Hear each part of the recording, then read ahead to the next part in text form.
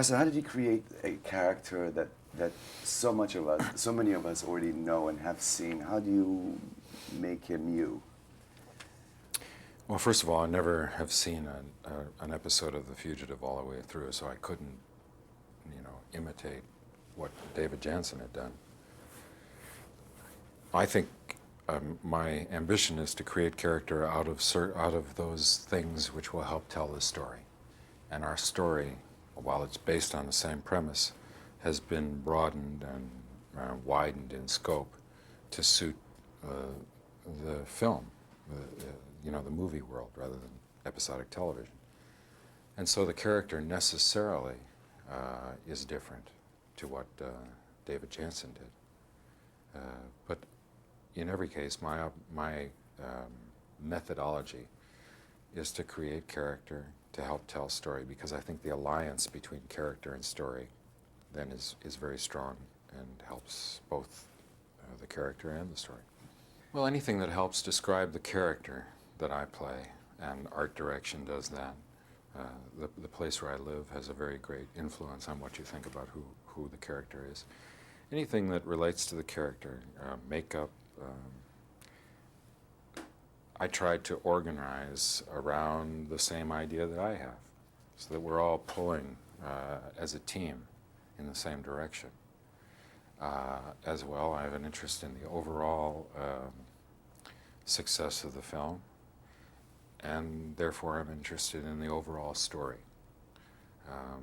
But that's normal enough to somebody in my relative position, I think. Tommy's a wonderful actor. He's brought a great complexity and a great deal of fun and interest to his side of the story. But we have only 2 very small scenes together, so I can't say that I've really worked with him very much. It was a pleasure to have him on the film. He's, as I say, a great contribution. And credit goes to Andy Davis for the balance that he's achieved between these 2 sides of the story. Hey, whoa, what are you doing here? But we cut that part out. We just saved the part where people were unaware of the fact that I was there. The cameras were hidden. The crew was hidden. So I just slipped into the crowd for brief moments to get those scenes. Well, I look for a story to which I have an emotional reaction, because I think if I feel emotion, then I'm well armed to bring that emotion to the audience. I think that's the true language of film, is emotion, and it's often overlooked as a strength and a value, and that's what I look for.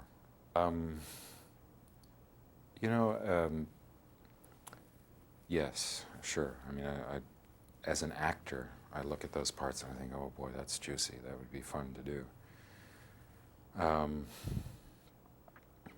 But I have to I have to say that my personal disposition is to be part of something that you don't walk away from feeling bad. I want people to have a positive emotional experience.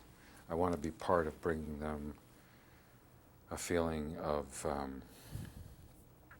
humanity, a sense of their responsibility to other human beings. So in a way, I think I'm disposed more towards playing good guys than bad guys, not because I want the values of good guys to attach themselves to me, but because I just feel better about the experience that I'm bringing to people when I have something positive to offer. There's lots of good movies with bad people in them,